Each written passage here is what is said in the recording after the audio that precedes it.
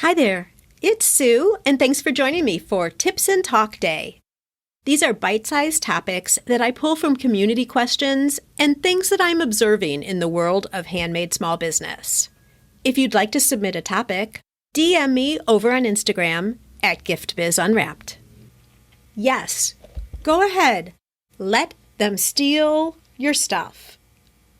People are so concerned that other people are going to figure out techniques, steal a design, copy something that they're doing, and instead of going on and building their companies, they're limiting their ability to grow. So I say, go ahead. I want you to have the mindset that other people can steal your stuff. I'll hear people saying, I'm not going to talk about my products. I'm not going to show anything behind the scenes that I'm doing. I don't want anybody to know, because if they know, they're going to totally copy my idea and my business won't grow. I won't have a business. But that very thinking of keeping everything so close to your chest is exactly why you won't grow. And let me explain this to you in 3 different ways that this affects your company and inhibits your ability to grow. If you're just starting out, or if you're already an existing business, you could probably reflect back. You have the idea of starting a business. You don't know for sure if it's going to work or not. And it's scary, right? Getting started, all the anxiety, all that mindset, all that fear comes up. And so what do a lot of people do? I'm not going to tell my friends or my family about this until later, until it's up and running and I can tell them over coffee one day, oh yeah, I have this business now. It's up and running. It's great. What's wrong with that? Your friends and family are the very ones who are going to support you and help you grow. If you're in this situation right now where you're thinking about starting your business, I want you to tell your friends and family, when you actually open a business, go to your very first craft show, get your website up and running. These are the people who are going to be the most accepting if something goes wrong. Have people who are your friends or family place a first order so that you know everything is working. Have people give feedback on your product. Is that clasp that you used on this shawl not tight enough? Should it be a little bigger? Is it difficult to wear because it's scratchy even? Whatever it is, all that feedback comes so much easier with people who are friends and family. When you're starting your business, you don't want to keep it a secret from your friends and family because they are the very ones that can help you really start to get traction, smooth out your system, and get your business up and running. Now, when you are open for business, then there's that fear of, everyone's telling me to show behind the scenes, but if I show that behind the scenes, people are going to know how I actually put things together. Maybe they're going to find out some of my sourcing. If they see my production studio, then they're going to be able to create something just like that for themselves. And then they're going to steal my business. I don't want to talk about how I create the products. I don't want people to see my operations. But here's the thing. Here's why that is a fallacy, and that also inhibits your growth. When people are able to see the behind the scenes, they're also seeing how much it takes to run a business. Let's face it, not everyone is cut out to do this entrepreneurial owning and running a business thing, by far, by far. And when you're able to show, walking into my production studio this morning, here's how I get started before I start working on my pottery for the day. Or here's how I lay everything out so that these decorated cookies are all ready for when my employees show up to do the decorating, the frosting.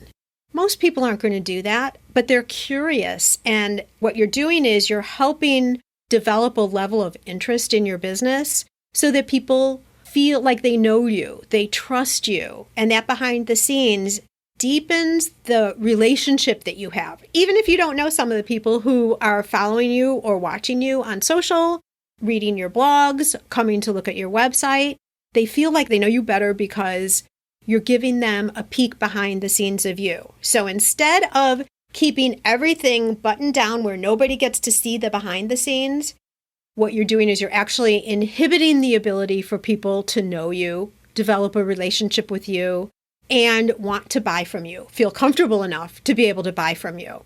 There's another thing that happens in social that makes me absolutely crazy, and I guess now would be a good time for me to bring this up too. Instagram private accounts. When I see new people following me on Instagram, one of the things that I'll do is look over into their account and see, hey, is this somebody that I want to connect up with too, so that I have a relationship with them in the future? I can see what they're doing. Are they in alignment with the handmade product industry? But I would say, I'm not even kidding you, probably 50% of the accounts that I go look at are private. How many people are those accounts missing? And I'm sorry if you're one of them, change off private, please. Unless you have a really, really good reason and aren't looking to attract business, change your account to be not private so that we can see you, because no one's going to follow you if it's private. And if you're worried that people are going to steal your stuff, or if you're posting things that aren't for business eyes, then make a separate account. You know, on Instagram, all you do is you connect up accounts via emails, right? So just create another free Google email account, have one for your business and one for private, if that's the reason why you're private. Okay, enough of that. The other way that being so fearful about sharing what you do is limiting you is it's also limiting your ability to expand your product line. One of the things we all know with being handmade products is if you're the one that's making your product and you don't have outside employees right now, then you're limited in how many products that you can make. And there are many people who don't want to hire staff, but they also want to make more than they're making now in terms of income. So one way that you can do that is expand the products that you present out to the market. One way to do this, and something that you can consider, is an online tutorial or a direction kit of how you actually create one of your products. And if you're so worried that people are going to share what you're already doing, you can never take that next step.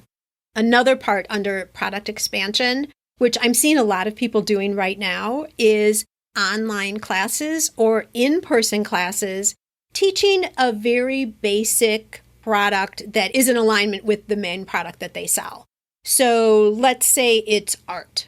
You've seen these stores open up around us where you can go in and you can have some wine, sip and draw type things, or classes that are done at Michael's or Joann's where you can go in and learn how to make whatever's being offered that day. Well, we could put on those classes too and make additional money teaching classes, either online or in person. And I get kickback when I suggest this sometimes with some of my coaching students because they'll say, why would I want to teach somebody what I'm selling? Because then they don't need to buy the products from me. Here's the real truth behind that. Most of the time when you're going to do some type of an online tutorial, you're attracting a completely different audience than people who would actually deviously analyze what you're making and start a business out of it. They're not interested in doing that. You're going to attract a whole different audience than people who want to come in and learn a little bit of the basics as a form of entertainment. Totally different person than the people who are going to come and buy your products directly from your site. So you're able to expand your audience reach when you offer different types of options around your product. You have online products to sell, or things that you can sell in the craft shows. And then also, by the way, for those of you who are interested in trying your hand at this, candle making, soap making, join me in my classes. And we can do this together. I'll show you how it's done. 2 different audiences. So you're able to gain new customers who are interested in a different thing. The other thing that happens when you do these online classes is you'll see that they will recognize that making the product, which they thought could be so simple, actually takes more skill and talent and time than they would want to invest on a regular basis. So I'll take candles for me, adding the scent, mixing it up, pouring candles, letting it cure, all the things that you need to do. Not to mention that I wouldn't have the wax, the wicks, the containers, or any of the tools immediately on hand. It would be fun to do at one time, but then I'm done. Over. Not doing it anymore. I would much rather buy it from somebody, and I appreciate it even more because I understand now what goes into making it. So they get hands-on understanding of the depth of experience and skill that you need in making your product. And, maybe they'll make their own in a simplified manner, but the more advanced ones, the multiple scents, the larger ones, in your special jars made with your special touch, those still need to be purchased from you. I'm going to summarize here. Here's how you're limiting your business if you're so afraid that people are going to steal your stuff. When you're starting, share with friends and family. They're going to be your first loyal supporters. Second, as your business is open, don't be afraid of showing what you do with the process of your business, behind the scenes, some of the designing that you're doing, because it's going to endear your customers to you, where they're going to develop a relationship and they're going to want to support you. And then as you're ready to expand your product line, consider adding classes, either online tutorials, online live classes, face-to-face classes, because this is a way that you can bring in more income. It's a different stream of income into your business that you're not doing with just selling your products. Worst case, and this is what everyone fears, someone copies you. You have a certain way that you design the tops of your soaps with lavender, or you add in like an embossing or whatever it is that makes your soap special. Someone sees it and integrates, let's say, exactly the same thing into their product. Guess what? They still cannot totally copy you. Nobody can be exactly you in terms of the personality that you bring forth, the way you do your packaging, if you do handmade notes, whatever else you do that people wouldn't see if they're just seeing you online. And then how you speak, how you show up. Even if I gave you the exact script, if you read word for word what I've just said, it would still come across differently than the way I come across. This is the same thing with your business. Nobody can copy exactly what you do.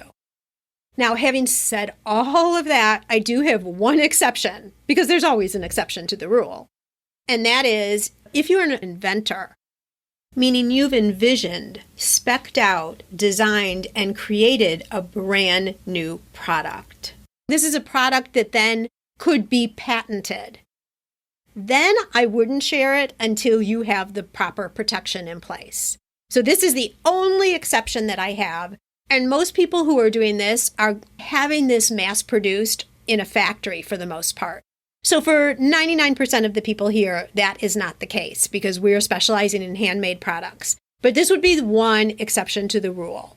Really, the reason and the importance why I bring this up is to adjust your mindset on this idea that if I show people what I'm doing, people are going to steal it. So I want you to stop that mindset and go the totally opposite direction and say, okay, go for it. Steal my stuff. Because truthfully, this is just a fallacy that we're telling ourselves. And when you recognize this, it's so freeing because then you understand that what you've been telling yourself is not the case, and you can become open and generous in sharing what you do with your products. And what's going to return to you is audience growth and sales, because there's absolutely only one you. If you are limiting yourself because you've got this message in your mind that people are going to steal my ideas, they're going to take and copy what I have to offer. This is us talking to ourselves and putting up barriers that prevent us from going after our dreams. So don't do that to yourself. Let them steal your stuff. That's a wrap. I'm a get-to-the-point kind of girl, and this is what you can expect from these quick midweek sessions. Now it's your turn. Go out and fulfill that dream of yours. Share your handmade products with us. We want them, and they bring us both so much happiness.